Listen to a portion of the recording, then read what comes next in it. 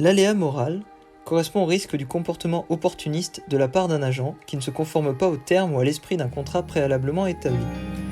En d'autres mots, cela signifie qu'une personne a signé un contrat, mais qu'elle ne respecte pas du tout ce contrat parce qu'elle a une opportunité d'augmenter son utilité au détriment des autres, sans respecter la morale. Donc ce type de situation a été étudié initialement dans la théorie des assurances, qui a montré le fait même que être assuré entraînait souvent une modification des comportements des agents, une modification négative pour l'assureur étant donné que les assurés prennent beaucoup plus de risques qu'avant.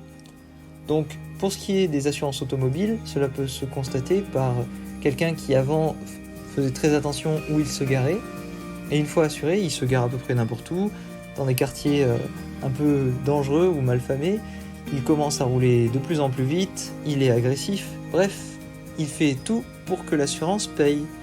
Et ça, les Américains, surtout les assureurs, ils n'aiment pas ça. Donc en plus, comme on le sait, le système de santé américain il n'est pas tip top, et donc les assurances maladie ont aussi regardé ça de près. Cette notion a été étendue par la suite dans la théorie économique moderne à de nombreuses situations caractérisées par ce que l'on appelle l'asymétrie d'information. Mais ça, c'est une autre notion pour un autre temps.